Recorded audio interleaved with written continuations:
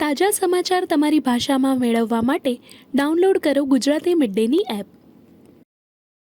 जो ब्रॉडर बात है कि नीतीश कुमार की शारीरिक मानसिक हालत पर टीका टिप्पणी और जो लोग हम लोग बिहार के लोग और देश के लोग जो देख रहे हैं डेली बेसिस पर उनके भाव भंगिमाओं को, उनके आचार विचार को, उनके संवाद को जो लोग सुन रहे हैं, देख रहे हैं, उनके कार्यशैली को जो ऑब्जर्व कर रहे हैं, वो बड़ा क्लियर दिख रहा है कि नीतीश कुमार शारीरिक तौर से थक गए हैं, मानसिक तौर से बीमार हो गए हैं। और ये भाजपाइयों का दोष है। भाजपाई किसी भी तरीके से चुनाव तक उनको सामने रख के और चाहते हैं कि चुनाव निकल जाए, उसके बाद उनसे हिसाब किताब जो होगा वो तो करेंगे ही राजनीतिक तौर पर। ये लोग अनफॉर्चुनेट है, दुर्भाग्यपूर्ण है, और मैं इसको मुसलमानों के खिलाफ और हिंदुओं के खिलाफ नहीं देखता हूं। मैं इसको इस नजरिए से देखता हूं कि बिल के मेरिट को अगर एक बार किनारे भी रखें तो जब ये देश बना, जब ये देश आज़ाद हुआ, तो हम लोग के फाउंडिंग फादर्स ने जो कमिटमेंट्स या एक तरह का जो एश्योरेंस उन्होंने इस देश के अलग अलग वर्ग के लोगों को के लिए जो दिया, कहीं न कहीं अगर आप उससे डेविएट करते हैं तो आज की पीढ़ी के लोग या जो लोग भी आज इस देश में रहते हैं, उनकी ये जिम्मेवारी है कि जो कमिटमेंट किए गए हैं हम लोग उसके प्रति ट्रूथफुल रहें। अगर उसमें अगर आप कोई चेंज कर रहे हैं, उससे कोई वर्ग प्रभावित होता है, तो निश्चित तौर पर इस तरह के कानून बनाए जाने से पहले उन वर्गों को कॉन्फिडेंस में लिया जाना चाहिए। वक्फ बिल से मुसलमानों का एक बड़ा तबका दे आर फीलिंग थ्रेटेंड। तो मुझे लगता है कि सरकार जल्दी में और कहीं न कहीं पोलराइजेशन वाली जो पॉलिटिक्स है उसको ध्यान में रखकर उसके मद्देनजर इस कानून को बना रही है। उनको वक्फ की जमीन से कितना मतलब है मैं नहीं जानता हूं, या वक्फ की संपत्ति या उसके कार्यकलापों से कितना मतलब है ये मैं नहीं जानता हूं। उनको इससे मतलब है कि ये हिंदू मुस्लिम होता रहे। दूसरी बात इसमें यह है कि सरकार अभी लोकसभा में उनको मेजॉरिटी नहीं है, और वो कानून अगर ला रहे हैं तो वो कानून इसलिए बना पा रहे हैं कि नीतीश कुमार जैसे लोग सरकार की मदद में खड़े हैं।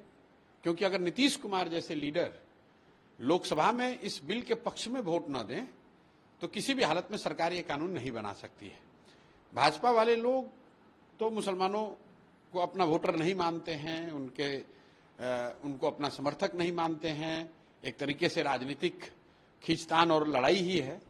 लेकिन जब नीतीश कुमार जैसे लोग जो रोज मुसलमानों को ये बताते हैं कि हम आपके हितैषी हैं, या जो आज भी बड़ी संख्या में मुस्लिम लीडरान नीतीश जी के पार्टी में हैं, उनके साथ राजनीति करते हैं, ऐसे लोगों को जरूर इस बात की चिंता करनी चाहिए कि जब आप गांधी की बात करते हो, लोहिया जेपी की बात करते हो, तो क्या आप वक्फ के कानून के पक्ष में वोट देकर अपना दोमुहा चरित्र नहीं दिखा रहे हैं? तो नीतीश जी जब इस कालखंड का इतिहास लिखा जाएगा तो इस कानून को बनने का दोष भाजपा से भी ज्यादा दोष कहीं न कहीं नीतीश जी जैसे लीडर्स के सर पे होगा। नीतीश जी तो लेकिन अभी तक चुप है इस बिल पर, लेकिन उनके पार्टी पूरे तरीके से सपोर्ट कर रही है, पार्लियामेंट में व्हिप भी जारी। नहीं, नीतीश जी का ये पुराना तरीका है। मैं आपको याद दिलाना चाहता हूं और आपके जरिए दर्शकों को बताना चाहता हूं कि यही नीतीश कुमार सीए एनआरसी के पक्ष में वोट दिया था इस आदमी ने, और उस समय तो मैं उनके दल में था, सब सर्वे सर्वा था। पार्टी की बैठक में ये तय किया गया और नीतीश कुमार ने लंबा चौड़ा भाषण दिया कि हम लोग तो बिल्कुल ही इस पक्ष में नहीं है, बिल्कुल ही इस कानून के विरोध में हम लोग हैं, और पार्लियामेंट में वोट कर दिया सीएनआरसी के पक्ष में। मैंने जब आकर नीतीश कुमार को सामने से कन्फ्रंट किया तो नीतीश कुमार ने ये कहा कि भाई आप बाहर, बहुत पत्रकारों का जामवाड़ा था उस समय, तो कहा कि आप जाकर बाहर बोल दीजिए कि बिहार में ये बिल लागू नहीं होगा। वो तो हम दौरे पर थे और लोकसभा में सब नेता लोग कैसे वोट दे दिया हमको पता ही नहीं चला। उस समय मुझे लगा कि ये व्यक्ति किसी का नहीं है, ये भाजपा का भी नहीं है, न मुसलमानों का है। मतलब पार्टी में कह रहे हैं कि मैं इसके विरोध में हूं, पार्लियामेंट में बिल के पक्ष में वोट दिया, और मुझे जब मैं विरोध कर रहा हूं तो मुझे कह रहे हैं कि जाके बिहार में कह दो कि हम लोग तो बिहार में लागू नहीं करेंगे।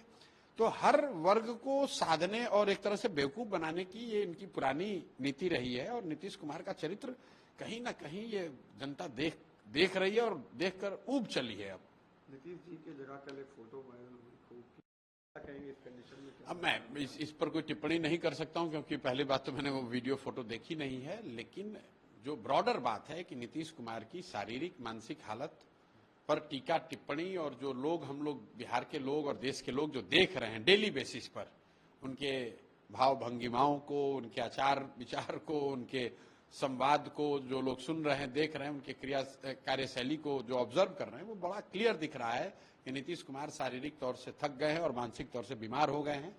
और ये भाजपाइयों का दोष है। भाजपाई किसी भी तरीके से चुनाव तक उनको सामने रख के और चाहते हैं कि चुनाव निकल जाए, उसके बाद उनसे हिसाब किताब जो होगा वो तो करेंगे ही राजनीतिक तौर पर ये लोग। अमित शाह भी आए थे सामने की जो तस्वीर सामने है नीतीश कुमार के साथ, लेकिन नाम को लेकर अभी तक क्लियरिटी। मैं बार बार कह रहा हूं कि कई लोग कह रहे हैं कि नीतीश के चेहरे पे चुनाव होगा। मैं कह रहा बिल्कुल नीतीश के चेहरे पर चुनाव होगा, इस पर कोई बयान की जरूरत नहीं है।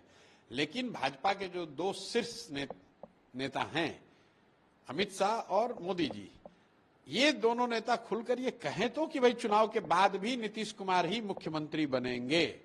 ये बात भाजपा को अगर दम है तो वो कहें, और आप देखिएगा कि उसका परिणाम क्या होता है। ये भाजपा के बड़े नेता कह नहीं सकते हैं।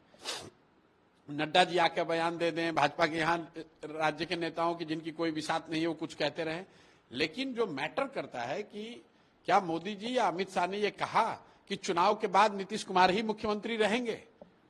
और अगर कहते हैं तो इससे बढ़िया बात तो जनसुराज जैसे दल के लिए कुछ हो ही नहीं सकती है। वो कह के देखें तो भाजपाइयों को ये हिम्मत ही नहीं है। ये तो मूर्ख बनाने वाली बात है कि नीतीश का चेहरा भी सामने रखो और न भी रखो। और जिस तरह से महाराष्ट्र में हुआ कि शिंदे साहब को सामने रखकर चुनाव लड़ा गया, जब रिजल्ट आ गए तो उन्होंने शिंदे साहब को हटाकर अपना बना लिया। तो ये भाजपा अपने दम पर बिहार में चुनाव जीत नहीं सकते हैं, तो उन्होंने एक कोalition बनाया हुआ है और उस कोalition में थके हुए नीतीश कुमार को, बीमार नीतीश कुमार को सामने रख के चाहते हैं कि किसी तरह चुनाव निकल जाए, उसके बाद हम लोग निर्णय ले लेंगे। आपके कारण क्या दोनों का डैमेज दिख रहा है इस इलेक्शन में? एनडीए नहीं, मेरे कारण नहीं, इनके अपने कार्यकलापों की वजह से, इनकी जो कारगुजारियां रही हैं पिछले 5 साल से, जिस तरह की सरकार चली है, निश्चित तौर पर बिहार में एक बहुत बड़ी संख्या में लोग चाहते हैं, बदलाव चाहते हैं। और जो भी जनता की नजर में सक्षम होगा, ईमानदार होगा, जो जिस पर जनता का विश्वास होगा, वो बदलाव का वाहक बनेगा। एक चीज तो तय मानिए, नवंबर में बिहार में नया चीफ मिनिस्टर आ रहा है। वो चीफ मिनिस्टर नीतीश कुमार नहीं होंगे किसी भी परिस्थिति में। चाहे नई सरकार, नई पार्टी की सरकार बन जाए, जनसुराज की सरकार बने, राजद की बने, एनडीए की बने, इंडिया की बने, नीतीश कुमार मुख्यमंत्री अब नहीं बनेंगे। ये तो बिल्कुल क्लियर है, क्योंकि उनको सिर्फ सब लोग देख रहे हैं कि अब नीतीश कुमार की वो हालत नहीं है, शारीरिक मानसिक वो हालत नहीं है कि वो इस राज्य के मुख्यमंत्री बने रह सके। સબસ્ક્રાઇબ કરો Gujarati mid day bell icon પર ક્લિક કરીને મેળવો તમામ વિડીયોના ડાયરેક્ટ નોટિફિકેશન।